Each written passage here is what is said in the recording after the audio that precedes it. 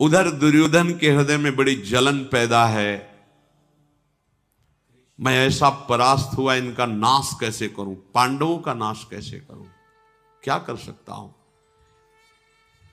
वो इसी विषय में सोच ही रहे थे कि अचानक देखा कि एक अवधूत आ रहे हैं सामने से। ये छल कपट विद्या में प्रवीण शकुनी, कर्ण, धृतराष्ट्र, दुर्योधन ये साथ ही रहते थे। यही देखा कि अरे अवधूत रूप में तो दुर्वासा जी हैं। एकदम सब सावधान हुए, जाके साष्टांग प्रणाम किए, नम्रता पूर्वक हाथ जोड़कर कहा महाराज महल पधारिए, सेवा स्वीकार कीजिए। आगे दुर्वासा जी, बड़ी कठिन है इनकी सेवा करना, तो मेरा आतिथ्य सत्कार करोगे तुम? दुर्वासा जी ने कहा। बोले भगवान रात दिन मैं स्वयं खड़ा होकर के आपकी रात दिन सेवा करूं। तो ठीक है, बनवाओ भोजन, हम आ रहे हैं अपना नित्य कर्म करके। भोजन बनवाया, आए, बोले फेंक दो ये बना हुआ भोजन, हम नहीं पाते, बनाओ तत्काल बनाओ। तत्काल बना, भूख नहीं है हमारे पास। अचानक रात्रि में उठते, बहुत भूख लगी, तुरंत भोजन चाहिए, तुरंत। वो बिल्कुल जानता था कि बड़े विचित्र कोटि के महात्मा हैं, और अगर इनको प्रसन्न कर लिया तो कुछ भी दुर्लभ। मुझे जल्दी लाओ, बहुत भूख लगी है। भोजन तैयार, अदृश्य हो गए। अब इंतजार कर रहे हैं, अकस्मात फिर प्रकट हो जाए, ये तो बासी भोजन है ना, तुरंत भोजन बनाओ।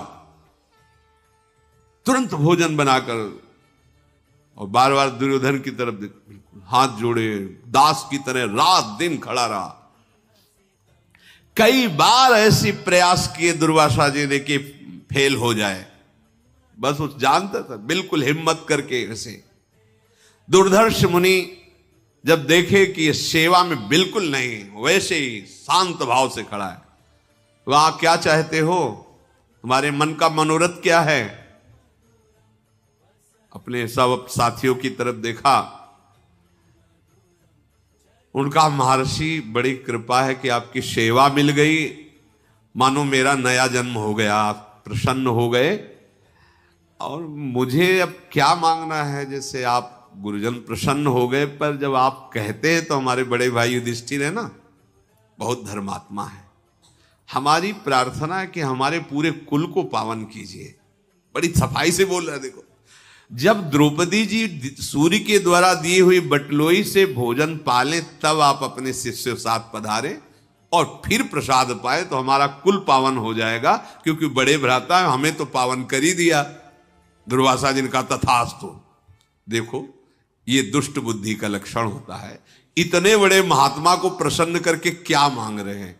और उनका विचार क्या है कि जब द्रौपदी बटलोई से पा लेती तो उसमें कुछ होता नहीं, कुछ नहीं निकलेगा, और ये जब इतने महात्माओं के साथ वहां जाएंगे तो क्रोधी महात्मा तुरंत श्राप दे देंगे, अब तो नष्ट ही हो जाएंगे पांडव। ऐसा इनका विचार था। मुझ पर कृपा कीजिए और मेरे भाई के पास जाइए और यशस्विनी द्रौपदी के हाथ से प्रसाद पाइए, तब हम जानेंगे हमारे कुल को आपने पावन कर दिया। दुर्वासा जी ने कहा चलो, तुमने सेवा की है तो मैं ऐसा ही करूंगा जैसा तुम चाह रहे हो। और दुर्वासा जी अंतर्ध्यान हो गए अपने शिष्यों सहित।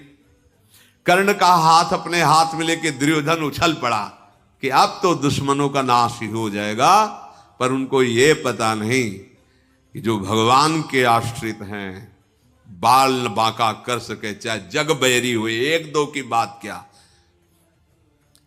अब दुर्वासा जी को चलना फिरना तो है नहीं, तो दिव्य देहधारी तत्काल प्रकट हो गए युधिष्ठिर जी के पास।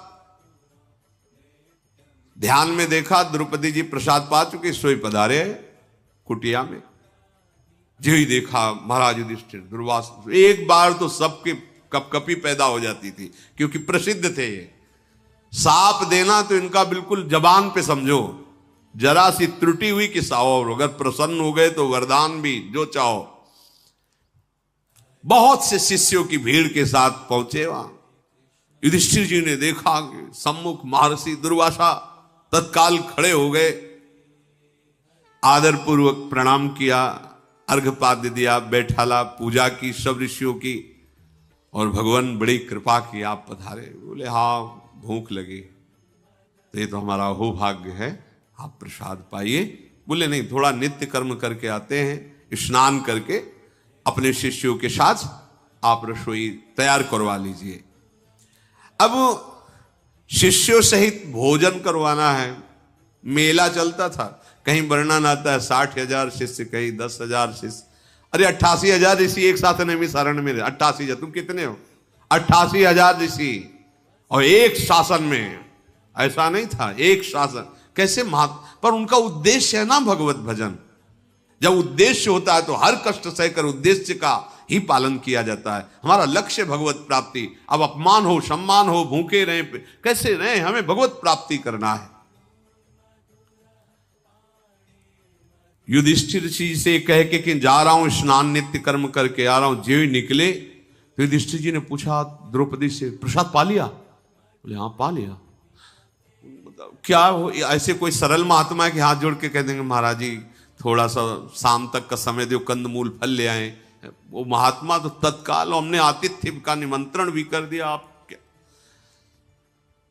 द्रौपदी जी ने कहा इतना उदास होने की जरूरत नहीं है, तुम एक बटलोई पर विश्वास करते हो इतना, और जो संपूर्ण विश्व का भरण पोषण करने वाले मेरे प्यारे कृष्णचंद हैं, तुम्हें उनकी याद नहीं आ रही? अरे आप क्यों चिंता करते हो? हाथ जोड़ा, कृष्ण कृष्ण महाबाहो देवकी नंदनाव्यय वासुदेव जगन्नाथ प्रणतारति विनाशनु विश्वात्मन विश्वजनक विश्वहर्ता प्रभोव्यय प्रपन्न पाल गोपाल प्रजापाल परात्पर आकूती नाम च चित्ती नाम प्रवर्तक नतास्मिते। हे कृष्ण, हे गोविंद, हे महाबाहु, हे देवकी नंदन, हे अविनाशी वासुदेव, आपके चरणों का जिसने आश्रय लिया उसको कभी दुख देखना ही नहीं पड़ा। जगदीश्वर, आप संपूर्ण जगत की आत्मा हो, अविनाशी हो, विश्व की उत्पत्ति संहार करने वाले हो, शरणागत की रक्षा करना आपका व्रत है। हे गोपाल, आप अपने प्रणत जनों का पालन करने वाले परात्पर परमेश्वर हो। आकुति मन चित्त बुद्धि इसके आप प्रेरक हो। मैं आपको प्रणाम करती हूं। आओ, जिसे कोई अन्य की सहायता नहीं, केवल आपकी सहायता चाहिए, उसके लिए आप विलंब नहीं करते। एक एक शब्द समझ लो, अन्य की सहायता अगर है तो प्रभु विलंब करेंगे, अन्य सहायता नहीं तो प्रभु आपको अनुभव करा देंगे मैं आ चुका हूं। असहाय भक्तों की सहायता केवल आपसे ही होती है। प्राण मन की वृत्ति आपके पास तक नहीं पहुंच सकती, क्योंकि आप इनसे परे हैं, प्राण और मन से भी। मैं तुम्हारी शरण में हूं। हे शरणागत वत्सल देव, आप कृपा कीजिए। नीलोत्पल दल श्याम पद्म गर्भारुणे क्षणो पीतांबर परिधान लसत कौस्तुभ भूषण त्वमादिरंतो भूतानां त्वमेव च परायणं परात्परम ज्योतिर्विश्वात्मा सर्वतोमुखः। हे नील कमल दल के समान श्याम सुंदर, हे अरुण नेत्रों वाले पीतांबरधारी कृष्ण, हे वक्षाय स्थल पर कौस्तुभ मणि धारण करने वाले प्रभु, हम सब तुम्हारे सेवक हैं, आप हमारी रक्षा कीजिए। प्रभु, ये दुर्वासा जी भारी विपत्ति के रूप में टूट पड़े हैं आकर के, आप हमें बचाइए। कौरव की सभा में जैसे आपने मेरी लाज रखी थी, वैसे ही आप मुझे संभालिए। द्रौपदी अचिंत्य गति परमेश्वर देवाधिदेव जगन्नाथ महान ब्रह्म भगवान श्री कृष्ण की प्रार्थना की, पीतांबर फहराते हैं जैसे हवा में फहरा, समेटते दिखाई दे। कितना ये कोई कथा नहीं है, सत्य मानो आपके लिए भी आज वो ऐसे ही हैं। कदम कदम पर अनुभव हुआ है, मेरे प्रभु मेरे साथ है। जहां कोई ऐसा लगा गया, ऐसे ही जैसे कोहरा छाया और सूर्य प्रकाशित हुआ, सारा कोहरा उड़ गया। देखा है, सच्ची मानो ये कथा नहीं है, ये हमारी ही बात है हम सबकी। केवल प्रभु का आश्रय हो तो आपको दिखाई देगा वो किसी न किसी रूप में आ रहा है, पक्का। देखा द्रौपदी ने पीतांबर फहराते हुए बड़े वेग से प्रभु, जैसे बच्चे की तरफ मां दौड़ती है, ऐसे प्रभु दौड़ते आ रहे हैं। द्रौपदी आनंद मगन हो गई देख के, अभी पुकार अभी आ गए, प्रणाम किया। प्रभु दुर्वासा जी ने आके भारी विपत्ति में फंसा दिया, अभी वो आएंगे और ना कुछ पाएंगे तो शाप दे देंगे। भगवान ने कहा कृष्ण बात तो बाद में करना, मुझे भूख बहुत लगी। प्रभु वही समस्या है, समस्या भी तो वही है ना। वो बोले नहीं, मुझे बहुत भूख लगी है, मैं तभी आपकी बात सुनूंगा, पहले अपनी भूख मिटाऊंगा। तो उनका प्रभु आपको पता है उस बटलोई में जब मैं पा लेती हूँ तो कुछ नहीं बचता, ऐसा सूर्य का वरदान है, और हमने उस बटलोई को पवित्र करके धो के रख दिया है, अब उसमें कुछ नहीं है। भगवान ने कहा लाना बटलोई, उसमें कुछ तो होगा ही।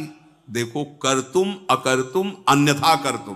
पहली बात सूर्य का वरदान है कि जिस समय द्रौपदी पालेंगे उसमें कुछ नहीं बचेगा, भगवान है सूर्य। दूसरी बात, एक पतिव्रता पात्र मार्जन करके रखेगी, उसमें जूठन लगी रहेगी। अरे साधारण आदमी भी पात्र मानता है कि जूठन न लगे, उसमें जूठन कैसे बच जाएगी? महाराज कितने समर्थ हैं, लाओ बटलोई। तो उनका प्रभु धो के लाओ, तो तुम लाए, तो उसमें एक शीत प्रकट हुआ दिखाई दे, देखो ये लगा हुआ है, इतने से तो पूरा विश्व तृप्त हो जाएगा। ऐसे लेके भगवान ने अपनी ये देखो प्रकट किया है। सम्मान रखें तो भगवान सबकी बात का सम्मान रख दे, नहीं तो ऐसे हैं जैसे कोई जहां ऐसा हो जाएगा तेरे कहले से होगा। मेरी प्रिया जो अगर नहीं चाहती है तो खोपड़ी के बल खड़ा होकर साप दे तो भी कुछ है। साप ताप पाप रोग शोक दारुण दुखारी, लाल इष्ट दुष्ट दलन कुंज भवनचारी। लालजू के इष्ट हैं गोरे चरणारविंद। ये ठसक तो हम देखते ही नहीं हैं, ऐसा नहीं सब में नहीं, पर प्राय हम देखते हैं कि ठसक हमारी धन की है, संपत्ति की है, परिवार की है, पद की है, प्रतिष्ठा की। प्रियाजू की ठसक तो देखते ही नहीं कि गर्व में तुम्हारा हृदय फूलता रहे। मुझे कितना सौभाग्य मिला, मैं श्री जी का हूं, ये मैं गर्व से कह सकता हूं। मैं लाडली जी का हूं, ये मुझे सौभाग्य मिला है, गुरुदेव ने दिया, धाम ने दिया, प्यारी जी ने मुझे ये अधिकार दिया कि मैं गर्व से कह सकता हूं मैं प्रिया प्रीतम का हूं, मैं वृंदावन का हूं। लिख लो कागज में, अभी हम कोई भविष्य ज्ञाता नहीं पर तुम्हें बता रहे हैं। जैसी हवा चल रही है, बढ़ती चली जा रही तापमयी कलयुग की, आपको शुद्ध सत्संग सुनने को नहीं मिलेगा। आगे समय आएगा भगवत मार्ग आपको नहीं मिलेगा। आगे समय आएगा भगवत मार्ग में सिद्ध महात्मा नहीं मिलेंगे। लिख लो, ऐसा समय आता चला जाएगा कि लुप्त हो जाएगा, धर्म ग्रंथों की बातों पर अविश्वास हो जाएगा। जो धर्म से चलने वाले महात्मा जन बड़ी कठिनाई से उस स्थिति को प्राप्त करते थे, अंतर्हित हो जाएंगे, तुम्हारे सामने ही नहीं आएंगे। जो होंगे ऐसी जगह अपने शरीर को छोड़कर प्रभु के धाम में चले जाएंगे, अव्यक्त हो जाएंगे। तभी भाव भ्रष्टाचारा सब संसारा, धर्म सुने नहीं काना। जरा सा भक्ति मार्ग में चले, उसको रौंद देने के लिए माया तैयार है। कलिकाल उसको भ्रष्ट करके मिटा देने के लिए तैयार। तुम क्या समझ रहे हो? ये कलिकाल यहां का राजा है इस युग का।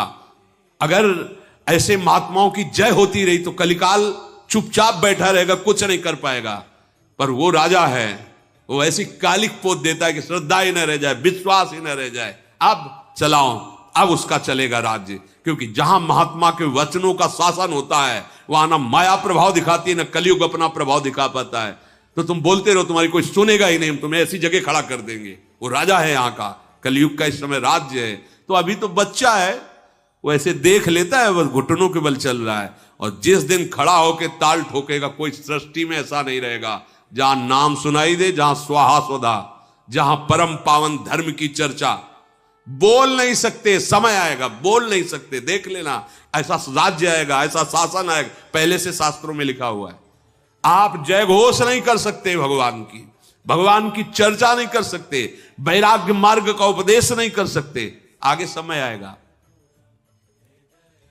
द्रौपदी ने कहा बड़ी लज्जा से युक्त कि प्रभु आप कह रहे कि मुझे भूख लगी, क्या लाओ ना। बटलोई ला के दी। सर्व सामर्थ्यशाली भगवान